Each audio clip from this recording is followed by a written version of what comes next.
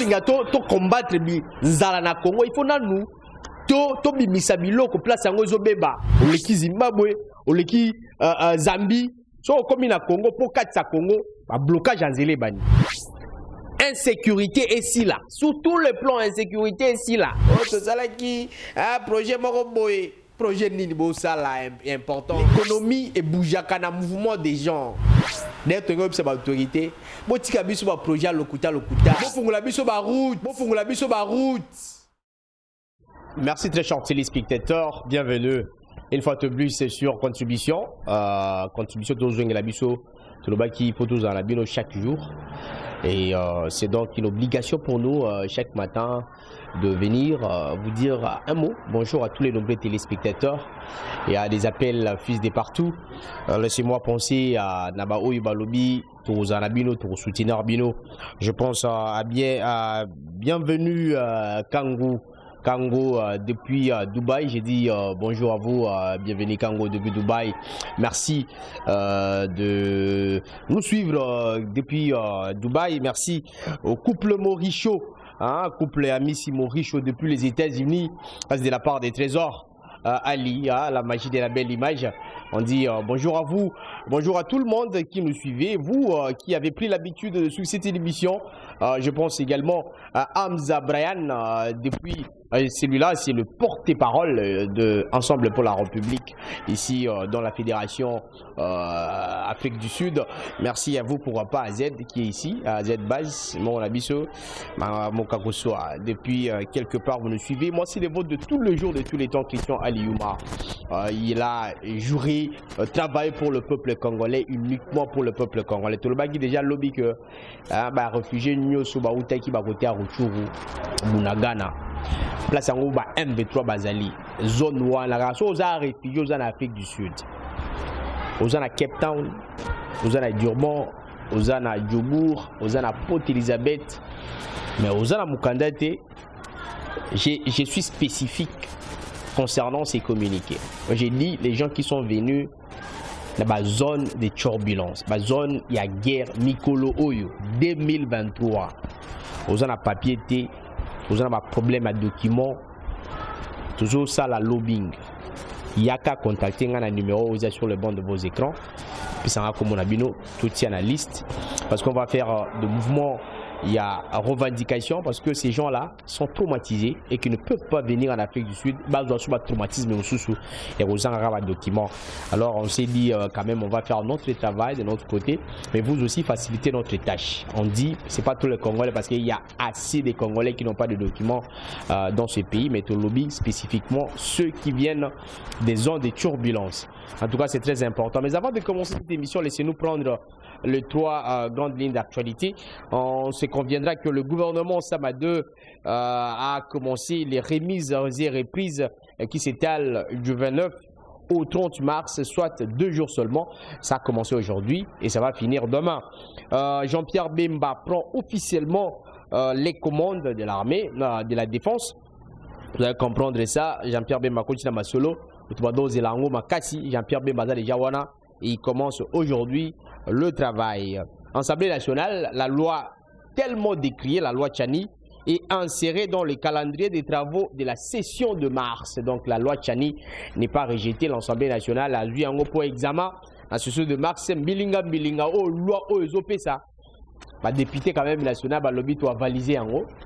Au cas sous examen, la session de mars. Je crois qu'il y a trop de choses qui vont se dire justement par rapport à la loi Tchani. Je vais recevoir pour vous dire Maziba, je crois, le samedi ici en direct de l'Afrique du Sud. Je crois que Dim Maziba va revenir sur cette question de la proposition des lois sur la proposition de loi Tchani sur les verrouages du poste du président de la République.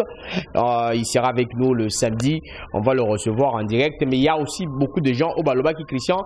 Tant que émission, on a beaucoup de commentaires.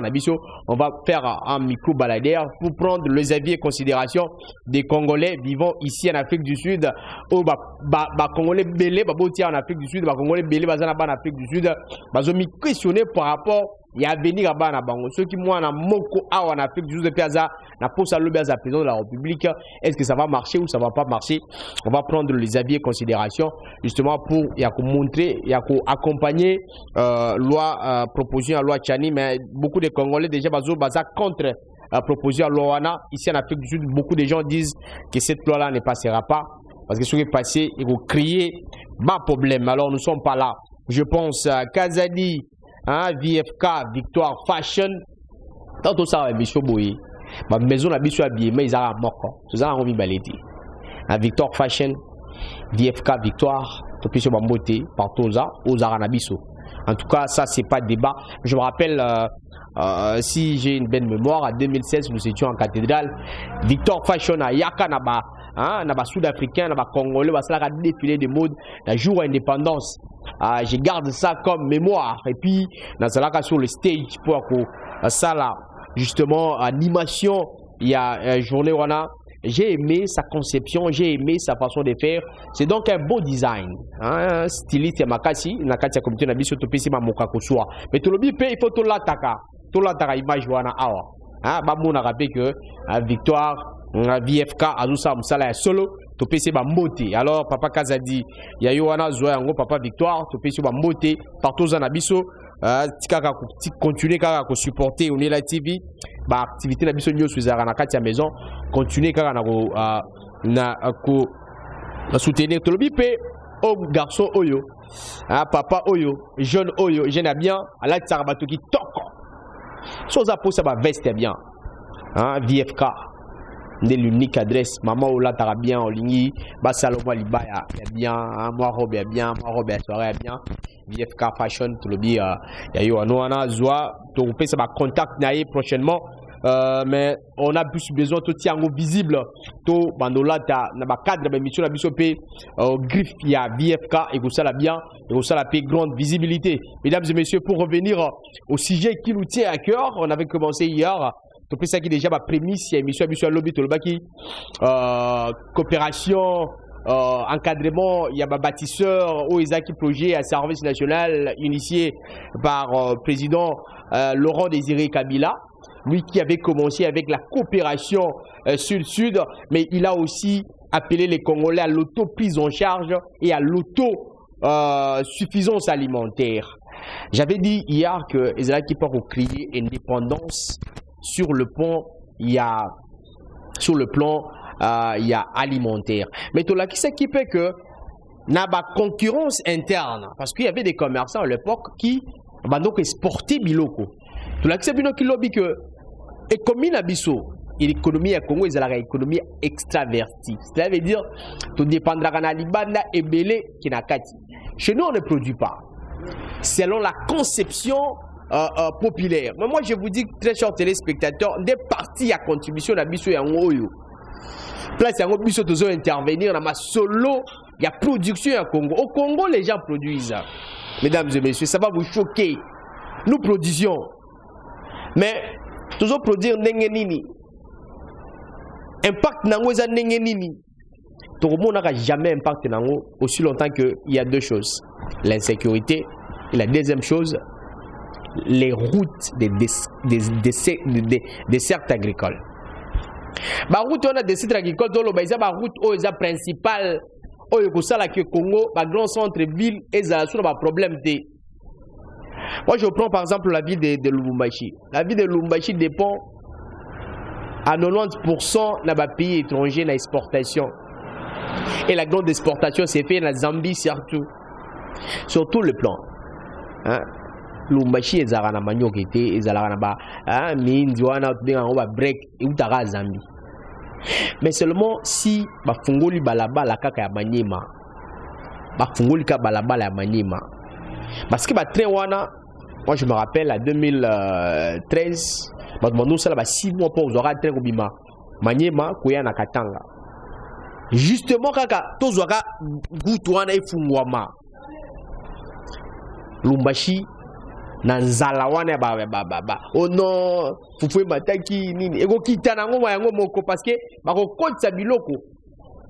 Manyema ils ont une vocation agricole. La plupart des gens Manyema baza donc na ko ebisa bino que na kota qui ma place dans la bino lobby. Mais ça m'a scandalisé. Oui, ma photo est na kasongo. L'osso est zakuna, mangubo est zakuna. Mais quelquefois ils ont pourri. Ils ont beba na bakati ya bazamba. On a dit les athées. Ça m'a scandalisé un jour. Dans un centre-ville à Kindu, dans le Beta Tour.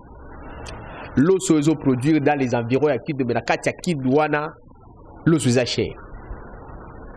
Mais si vous avez 100 km, tant que 20 km, vous avez la place oyo parce que la route a des impraticabilités. Vous avez la place oyo, l'os est pour là. Kota, to kota na Bandundus, Bakongo, Biloko Eza. Mesdames et messieurs, surtout les lingato, to combattre Nzala na Congo, il faut nous. To bimisa biloko place yango zo beba bako yango biloko zo beba il faut quoi ça biso na discours na ye ya prédication na ye ya avant ba élection o mema ki ya kene na exil que okobima Afrique du Sud donc on to baka na sud ou bien Afrique du Sud ou leki Zimbabwe ou leki Zambie so okomi na Congo pour katsa Congo ba blocage en zélé bandi. Très chers téléspectateurs, je rembourse Mounara. Ça, je vous mets à témoin. Je rembourse Mounara, président Ayena Congo. A bandi dans 3 secteurs. Télé. A Fungoli, Balabala. A Balabala interne, Koune, village, a Fungoli, Balabala, wana. Et à relier à un grand centre. À Célicie en sécurité. A Pessibiso, Maïna Courant. Moye Baké. Président Wana, Aye Kousa et Lamboka. Je parle de 3 choses. Première chose, balabala des secteurs agricoles. Ils ont mis dans ma province, dans ma 4 province, écoute, on a centre-ville, centre-ville est relié. Deuxième chose, insécurité est ici là. Sur tous les plans, insécurité est ici là. Troisième chose, Maïna Koura, je vous dis qu'il y aura assez des investisseurs au Congo. Pourquoi ça la Kayangote? Pourquoi tous les présidents qui ont connu le Congo, boy baba président leki na pouvoir na Congo, tozana Kassavubu le premier, tozana Mobutu, tozana Kabila Lepers, tozana Kabila Joseph, na tozana Félix Antoine Tshisekedi. Aucun d'eux, mesdames et messieurs, aucun d'eux a sala projet Oyo et qu'on relie Congo té. Aussi longtemps que vous avez un pouvoir, auto sali un dispensaire, auto sali qui un projet moroboé, projet nibo sala importance communautaire. L'économie est bougaka na mouvement des gens. Abimi na province, ce que c'est le mouvement et qu'on inclure dépenses. Mbongo est un mouvement. Mais dans le Congo, il y a des places où le mouvement est raté, le mouvement est rétréci. Et puis, il y a projet Oyo, émission est vraiment tellement pédagogique. Congolo ya maï la yoka. Je crois que papa bienvenue quand on est d'habitude à Dubaï à comprendre l'importance Oyo. On est Dubaï et Zalara. Papa Maurice depuis les États-Unis. Vous pouvez mouvoir facilement de ces côtés-là.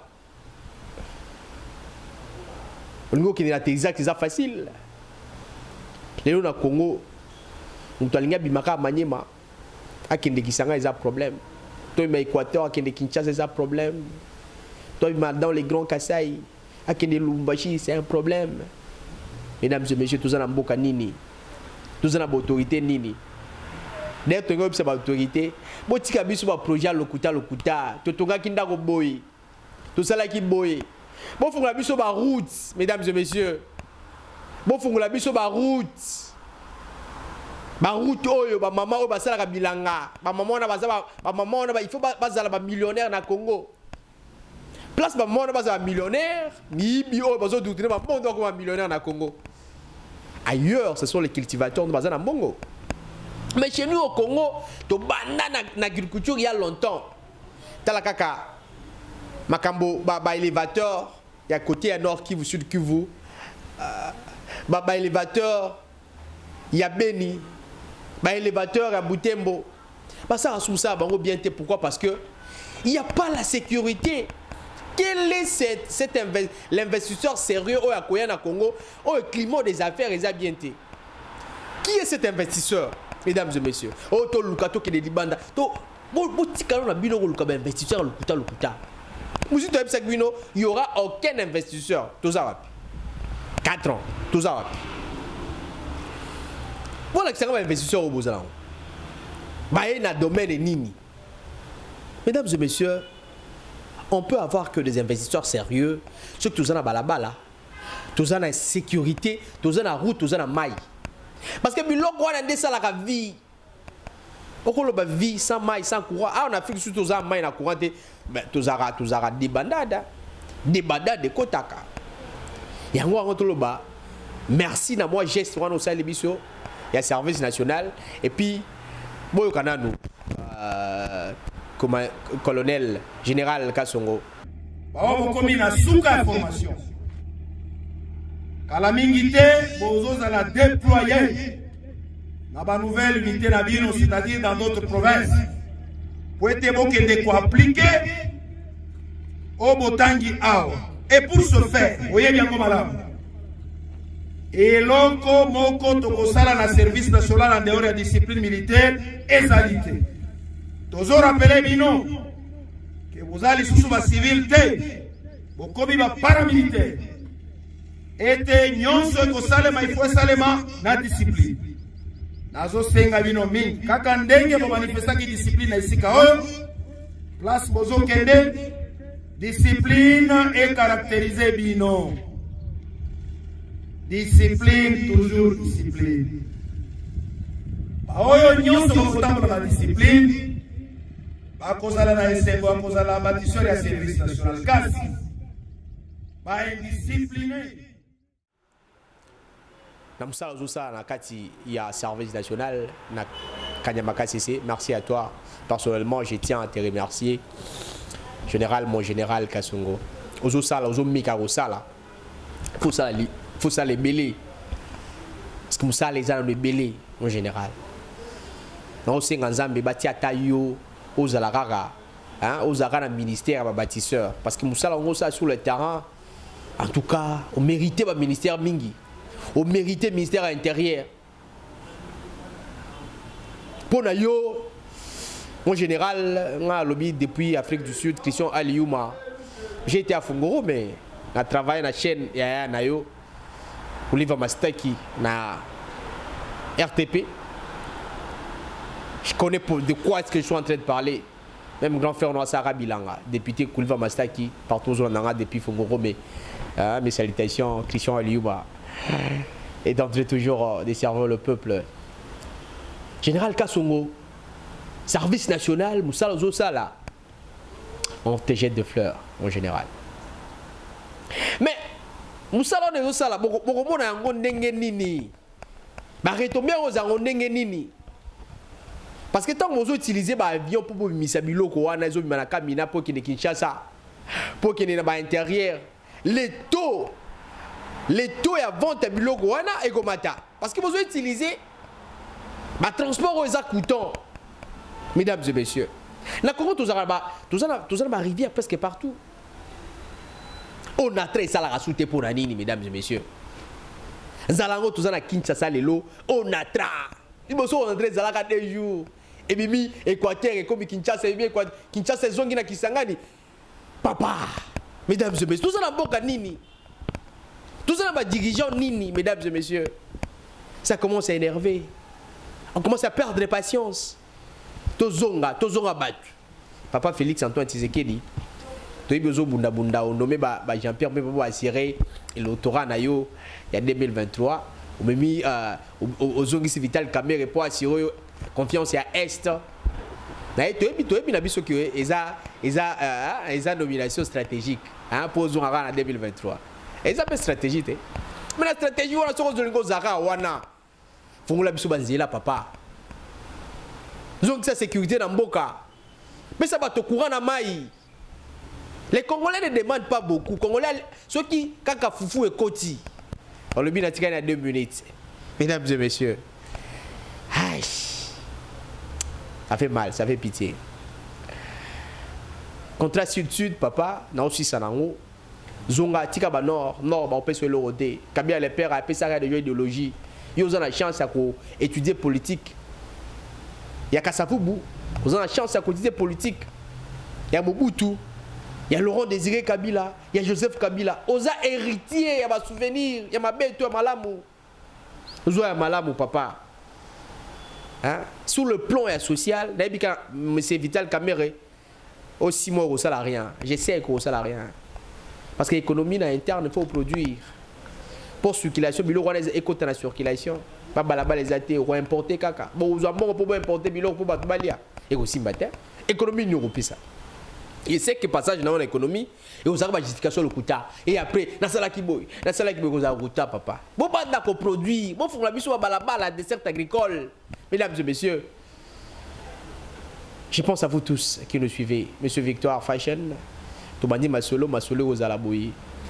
Je suis en train de rappeler, bah, Congolais sont en Afrique du Sud, outil dans zone de turbulence, la guerre. Outil Bonagana, outil côté, Kimaki guerre, Awa. Tout ça na posé Congolais wana rappeler ça biso kumbo na bango, on est là. Tika kumbo na bango ata sunga na zate.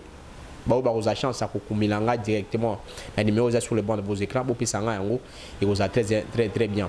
L'obito aux ala awa lisusu na cadre kaka ya mosula contribution, mais je vous signale que les concerts il y a Serre Lombong on a Playhouse le 29 ils ont maintenu déjà tous ala pour recevoir toi accompagner Serre Lombongo na cadre il y a a concert wana ekoinda dirba ekoinda so ozaka dirbante yo so yaka na onela olanda onela te ko iba makabo dirbante bana olanda to kaka subscribe na onela po ozaka suba elema onela te ozaka Afrique du Sud so olanda onela te ozaka ba information communauté parce que information communauté les garande awa mesdames et messieurs pour le baxi on a une communauté makambo communauté les gars na onela subscribe kaka pour ceux qui information est hein naloba abonne-toi abonnez-vous ceux qui information est aux yeux en malamogo. C'est un plaisir de vous savoir nommer la magie de la belle image trésor pour votre assistance du côté de la technique. Christian Aliouma vous a servi aujourd'hui, demain vous servira et d'habitude il vous servira toujours. Hein? Hamza, Brian, mes salutations à vous, le porte-parole d'Ensemble pour la République. Je termine par ici, mesdames et messieurs. On se retrouve demain à la même heure, sur la même chaîne. Merci.